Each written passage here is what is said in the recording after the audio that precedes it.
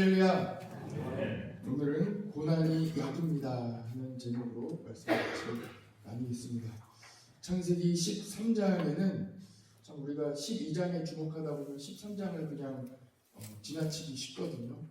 창세기 13장에는 참 너무나도 귀한 복음의 메시지가 담겨 있어요. 그래서 13장을 조금 깊이 있게 같이 나누고 그리고 내일 또 14장으로 넘어가도록 하겠습니다. 여러분 보시면 지난주 토요일날 같이 말씀을 나눴지만 하나님께서 이 땅에서도 복을 주시는 거예요. 그래서 아브라함에게는 참 큰 복을 많이 받게 되었습니다. 아브라함이 많은 복을 받게 됐어요. 이 땅에서의 복을 받게 됐어요.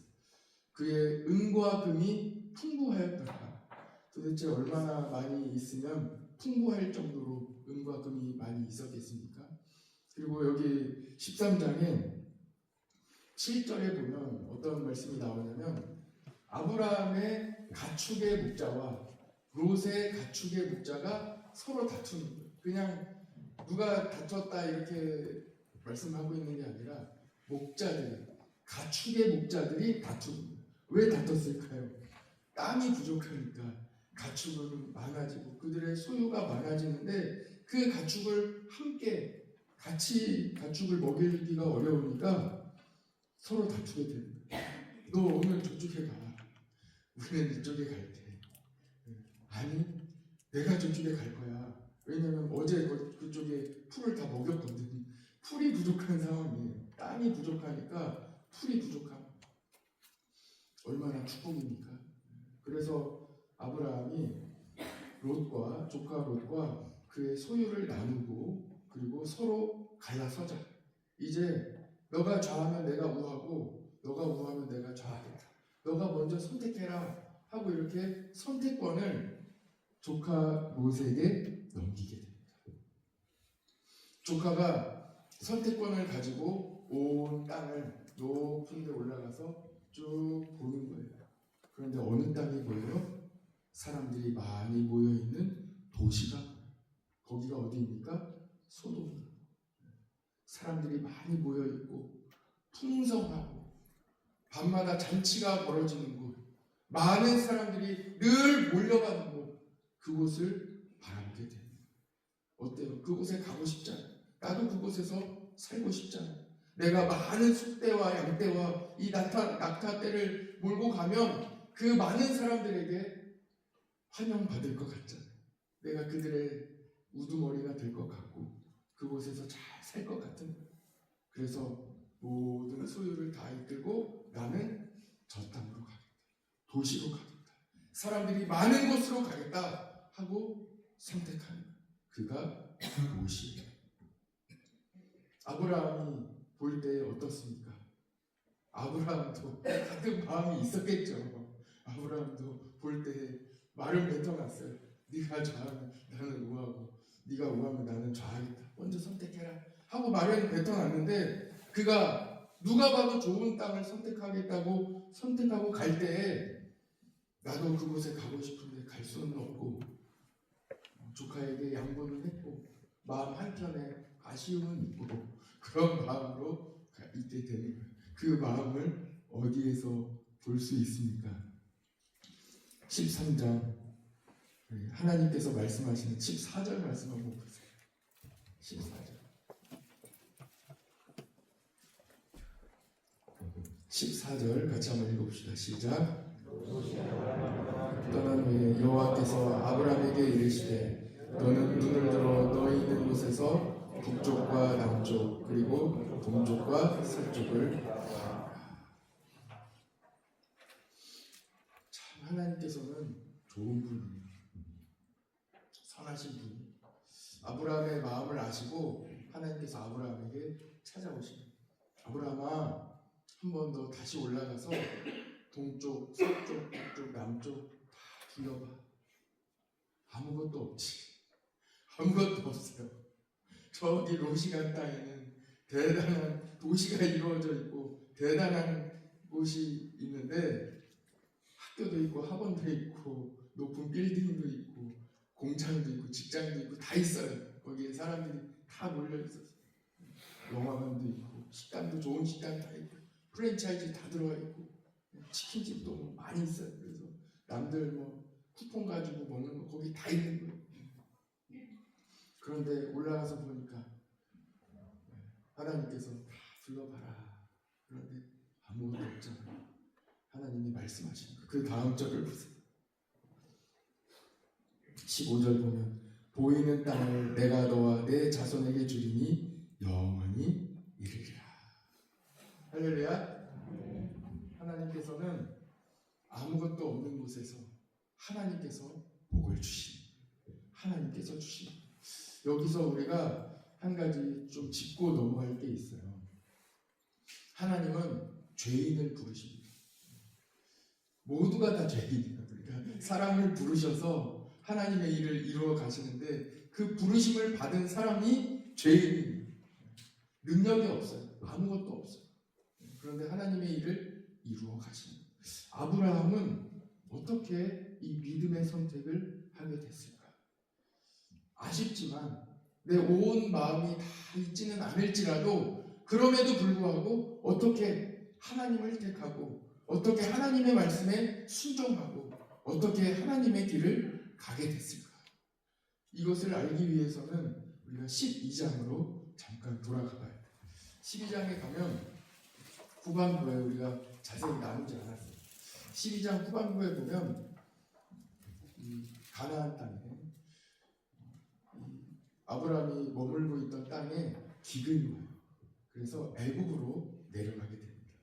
애굽으로 내려가는데 아브라함이 아내 사레와 이제 같이 내려가게 되는데 아브라함이 생각하는 거예요. 아, 나에게는 아리따운 아내가 있는 거예요. 누가 봐도 너무 예쁜 거예요. 그러니까 이 사레를 같이 데리고 갔을 때 분명히 나는 죽게 될 것이다. 너를 내 아내를 뺏어가고 나를 죽이고 내 아내를 뺏어갈 것이다. 도대체 얼마나 예뻤으면 그랬을까라는 생각도 들지만 그 당시의 시대적인 배경과 그 당시에 얼마나 죄악이 관영했는지를 알 수 있어요. 사람을 죽이고 그리고 사람을 빼앗아 가는 일이 흔하게 일어났던 그런 때임을 알 수 있어요. 아브라함이 아내를 데리고 애굽으로 내려갔는데 아니나 다를까 이 아내를 왕이 데려가게 돼. 그런데 가기 전에 이 아브라함이 아내와 이야기를 하는 거예요. 분명히 어려움을 당하게 될 테니까 우리 거짓말을 하자. 우리 이렇게 이야기하자. 우리가 서로 부부 사이지만 누이 동생이라고 이야기를 합시다. 하고 이렇게 이야기하는 거예요. 아무리 누이 동생 사촌 먼 친척의 누이 동생 사이라 할지라도 서로 부부지간인데 서로 누이와 동생이라고 이야기하자. 그렇게 이야기한 거예요. 그리고 바로 왕이 이 아내를 데려갔어요. 데려가고 나니까 어떤 일이 일어납니까? 하나님께서 가만두지 않으시는 거예요. 누구를요? 바로 왕을요. 하나님이 아브라함을 지켜주시고 철저하게 아브라함의 편을 들어주시고 바로 왕을 벌하시는 거예요. 너가 왜 남의 아내를 데려갔느냐? 너가 왜 그렇게 나쁜 짓을 했느냐는 거예요. 그리고 바로 왕을 벌하시니 바로가 바로 아내를 내주게 됩니다. 이 12장 뒷부분에 보면 바로가 아브라함을 불러서 너가 어떻게 나한테 이렇게 거짓말을 할 수가 있느냐? 너가 어떻게 하나님께서 나에게 이렇게 벌하시는데 어떻게 나한테 이렇게 할 수 있느냐 하면서 다시 사례를 내주게 됩니다. 여러분 어떻습니까? 하나님은 부족한 사람을 부르시는 거예요. 우리가 생각할 때에 성경을 읽다 보면 성경에 나오는 인물이 대단하게 보여요. 아브라함 대단하잖아요. 어떻게 아브라함처럼 우리가 할 수 있겠느냐 이런 생각을 갖고 있기 때문에 때로는 믿음의 길을 가는 것이 어렵게만 느껴질 때가 있어요. 기도하고 찬양하고 또 어떤 어려움에도 믿음으로 이겨내려고 하는 이 믿음의 길을 선택하는 것이 어렵게 느껴질 때가 있어요. 아브라함 정도 되니까 그렇게 하겠지. 그러나 오늘 12장 13장 말씀을 통해서 우리가 하나님의 말씀을 통해 볼 수 있는 것은 누구든지 할 수 있는 거예요. 믿음의 길은 누구든지 갈 수 있습니다. 아브라함도 연약했어요. 처음에 부르심을 받았을 때 또 몇 번 나와요. 아브라함의 연약한 모습이 나와요. 아브라함의 공로가 아니에요. 아브라함이 잘해서 그런 게 아니에요. 하나님께서 선택하셨다. 하나님께서 택하신 사람을 하나님께서 불러주신 그 목적에 따라 하나님께서 빚어 나가시는 거예요. 찬양 중에 흙으로 사람을 지으사 그 코에 생기를 불어넣으신 주 하나님, 하나님께서 흙으로 사람을 빚으시고 그 코에 생기를, 성령을 불어넣으셔서 하나님의 사람, 생기가 있는 성령의 사람으로 만들어 가시고, 지금 우리들도 하나님께서 흙으로 빚어주시고 그리고 우리에게 성령을 부어주셔서 만들어 가시는 거예요. 이것을 성장하는 나그네, 성도가 성장한다.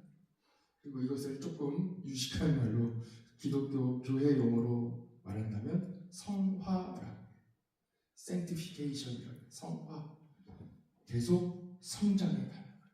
처음에는 연약해요. 거짓말도 부족해요. 넘어져요. 다른 길로 가요. 그런데 점점 성장해 가요. 빚어져 가요. 성령으로 우리가 충만해지기 시작하는 거예요.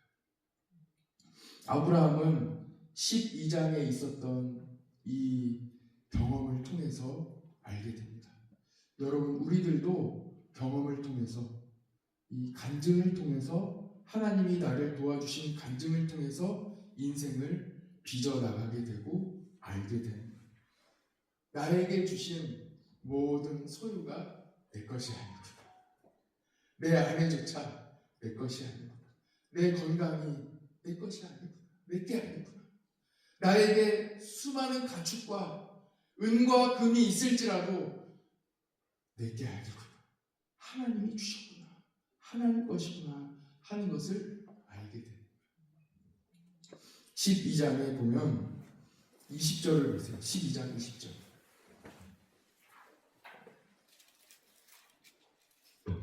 12장 20절을 보면 바로가 사람들에게 그의 일을 명하매 그들이 그와 함께 그의 아내와 그의 모든 소유를 어떻게 했다고요? 이 말씀을 보면 아내를 빼앗김과 동시에 다 뺏긴 거예요. 자기 소유를 다 뺏겼어요. 다 잃었어요.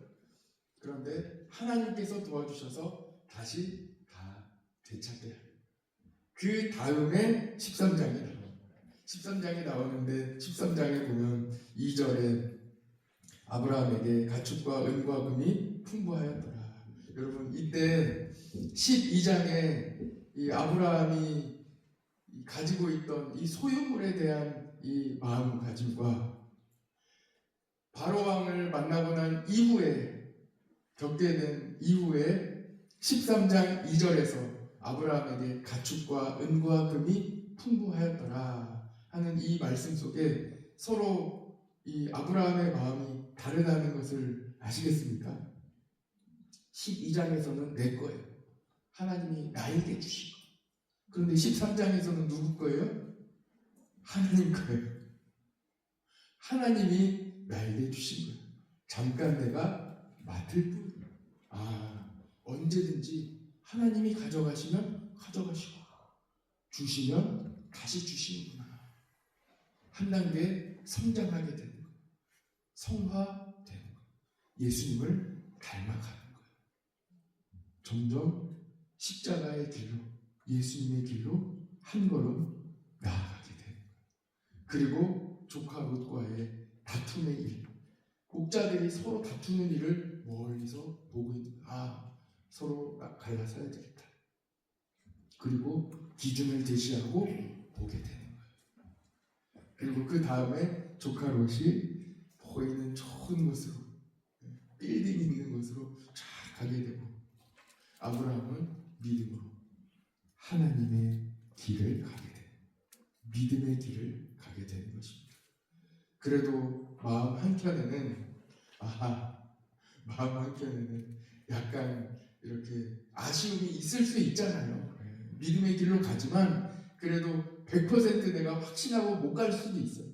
아쉬움이 있을 수 있어요. 그러나 하나님께서 직접 찾아오셔서 말씀해 주십니다. 너의 동쪽과 서쪽과 남쪽과 북쪽을 다 봐라. 여기를 너에게 영원히 줄 것이다. 아멘, 아멘 하면서 아브라함이 받아들이게 돼요. 할렐루야. 오늘 여러분들에게도 아브라함의 이 믿음의 축복이 있기를 간절히 원합니다.